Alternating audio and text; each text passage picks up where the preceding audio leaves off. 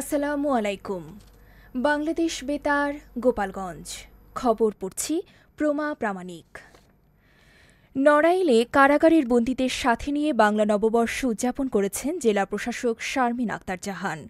নববর্ষ উদযাপন উপলক্ষে জেলা প্রশাসক শারমিন আক্তার জাহান বলেন, সরকারিভাবে নির্দেশনা আছে জেলখানায় নববর্ষের দিনে ভালো খাবার পরিবেশন করা।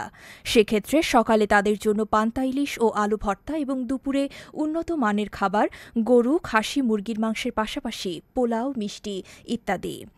পরে জেলা প্রশাসক কারাগারে বন্দীদের সাথে নববর্ষের শুভেচ্ছা বিনিময় করেন এবং বন্দীদের পরিবেশনায় সাংস্কৃতিক অনুষ্ঠান ও নাটক উপভোগ করেন। এরপর বন্দীদের মানসিক রিক্রিয়েশনের জন্য পুরুষ বন্দীদের জন্য লোকজ ঐতিহ্যবাহী খেলা কলাগাছে ওঠা এবং নারী বন্দীদের মাঝে বালিশ বদল খেলা বিজয়ীদের মাঝে পুরস্কার বিতরণ করেন। অতিরিক্ত জেলা প্রশাসক সার্বিক লিঙ্কন বিশ্বাস, অতিরিক্ত জেলা magistrate Arafat Hossain, jail super Sanjay Ghosh সহ জেলা প্রশাসন ও জেলা কারাগারের ঊর্ধ্বতন কর্মকর্তাগণ এ সময় উপস্থিত ছিলেন। শিক্ষা, সংস্কৃতি ও সামাজিকতায় সমৃদ্ধ গোপালগঞ্জের কোটালীপাড়া উপজেলার কলাবাড়ি ইউনিয়নের একটি গ্রাম বুড়ুয়া। গ্রামটিতে বসবাস করছে প্রায় ৬০০ পরিবার। পহেলা বৈশাখ উপলক্ষে গতকাল প্রতি পরিবার থেকে ১ কেজি চাল ও ১০ টাকা করে তুলে চৈত্র সংক্রান্তি এবং বর্ষবরণ ও পান্তা ইলিশের আয়োজন করে গ্রামবাসী। এর আগে বুড়ুয়া সরকারি প্রাথমিক বিদ্যালয় থেকে একটি বর্ণাঢ্য শোভাযাত্রা বের হয়ে কালীগঞ্জ বাজার ঘুরে পুনরায় বিদ্যালয় চত্বরে এসে পান্তা ইলিশ খাওয়ার অনুষ্ঠানে মিলিত হয়। চৈত্র সংক্রান্তি ও বর্ষবরণ অনুষ্ঠান আয়োজন কমিটির সভাপতি শঙ্কর দত্ত প্রধান অতিথি হিসেবে উপস্থিত থেকে শোভাযাত্রাটির উদ্বোধন করেন। আয়োজন কমিটির সাধারণ সম্পাদক মঙ্গল চন্দ্র ফলিয়া, সাংগঠনিক সম্পাদক তাপস বাড়ই সহ গ্রামটির সকল বয়সের নারী পুরুষ এ সময় উপস্থিত ছিলেন। নড়াইল সদরের তুলারামপুর সরকারি প্রাথমিক বিদ্যালয়, মাধ্যমিক বিদ্যালয়, ডিজিটাল সেন্টার এবং নতুন সার্কিট হাউস নির্মাণ প্রকল্প গতকাল পরিদর্শন করেছেন খুলনার অতিরিক্ত বিভাগীয় কমিশনার শিক্ষা ও আইসিটি দেবপ্রসাদ পাল। পরিদর্শনকালে সার্বিক কার্যক্রম সম্পর্কে উপস্থিত সকলের সাথে আলোচনা করেন এবং প্রয়োজনীয় দিক নির্দেশনা প্রদান করেন।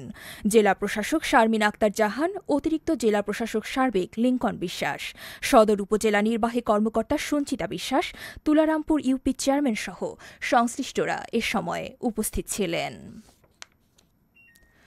নড়াইলে বিশ্ব শিল্প দিবস উপলক্ষে ২ দিনব্যাপী আর্ট ক্যাম্প গতকাল সদর উপজেলার গোয়ালবাড়ি এলাকায় চারু কানন চত্বরে উদ্বোধন করা হয়েছে। নড়াইল সরকারি ভিক্টোরিয়া কলেজের অবসরপ্রাপ্ত অধ্যক্ষ প্রফেসর রবিউল ইসলাম এ আর্ট ক্যাম্পের উদ্বোধন করেন। দেশের বিভিন্ন জেলার ১৫ জন চিত্রশিল্পী এ আর্ট ক্যাম্পে অংশগ্রহণ করেন। আর্ট ক্যাম্প শেষে অংশগ্রহণকারীদের সনদ বিতরণ করেন অতিথিবৃন্দ। চারু কাননের পরিচালক সমীর কুমার বৈরাগীর সভাপতিত্বে খুলনা বিশ্ববিদ্যালয়ের চারুকলা বিভাগের প্রভাষক চিত্রশিল্পী বিমানেশ বিশ্বাস, এস.এম. সুলতান সংগ্রহশালার কিউরেটর তন্দ্রা মুখার্জি, চিত্রশিল্পী, শিশুশিল্পী সহ অনেকে এ সময় উপস্থিত ছিলেন। গতকাল বৈশাখ মাসের দ্বিতীয় দিনে গোপালগঞ্জে সকাল ১১টায় বৃষ্টিপাত হয়েছে। অসহ্য গরম থেকে বৃষ্টিতে শীতলতা এনে দেয়ায় স্বস্তির নিঃশ্বাস ফেলেছে জনজীবন। তবে বৃষ্টির প্রভাবে জেলা শহরের বিভিন্ন সড়কে পানি জমে যাওয়ায় হাঁটা চলায় ভোগান্তিতে পড়তে হয়। গোপালগঞ্জ আবহাওয়া অফিসের ভারপ্রাপ্ত কর্মকর্তা জানান, গতকাল গোপালগঞ্জে বেলা ১২টা পর্যন্ত ৭.৪ মিলিমিটার বৃষ্টিপাত হয়েছে। আগামী ২০ এপ্রিল পর্যন্ত বিক্ষিপ্তভাবে বৃষ্টিপাত হতে পারে, তবে ১৭ থেকে ১৯ এপ্রিল পর্যন্ত অধিক বৃষ্টিপাত হবার সম্ভাবনা রয়েছে। ঢাকা খুলনা মহাসড়কের ফরিদপুরের মধুখালী উপজেলার ঘোপঘাট এলাকায় এক মর্মান্তিক সড়ক দুর্ঘটনায় ট্রাক চালক ও তার সহকারী নিহত হয়েছেন। পুলিশ জানায়, খুলনা থেকে গতকাল মঙ্গলবার ভোররাত ৩:৩০টার দিকে ঢাকাগামী একটি তরমুজ বোঝাই ট্রাক নিয়ন্ত্রণ হারিয়ে রাস্তার পাশের একটি গাছের সঙ্গে সজোরে ধাক্কা খায়। খবর পেয়ে Madhukhali fire service, Magura fire service ও করিমপুর হাইওয়ে থানার পুলিশ ঘটনাস্থলে ছুটে আসে।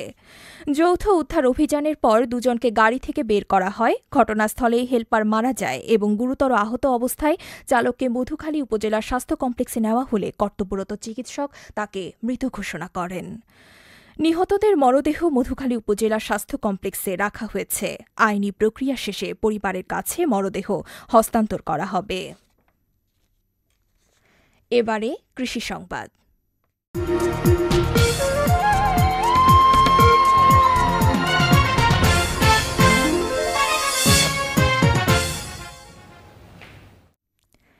গোপালগঞ্জ জেলার কাশিয়ানী উপজেলায় এবছর ১৩৬ হেক্টর জমিতে কালোজিরা চাষ করা হয়েছে। এসব জমি থেকে এবার উপজেলার কৃষকেরা ১৬৩ মেট্রিক টন কালোজিরা উৎপাদন করতে পারবে বলে আশা করছে উপজেলা কৃষি বিভাগ। সবশেষে আবহাওয়া।